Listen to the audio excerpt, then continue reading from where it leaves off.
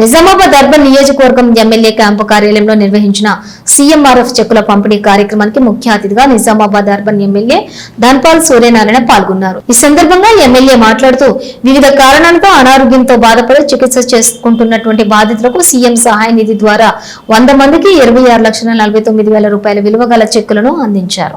ప్రజల సమస్యలు పరిష్కరించడానికి అత్యవసర ఆరోగ్య అవసరాలకు సంబంధించి సీఎం సహాయ నిధి పేద మధ్య తరగతి ప్రజలకు ఆర్థిక భరోసా లభిస్తుందని అన్నారు.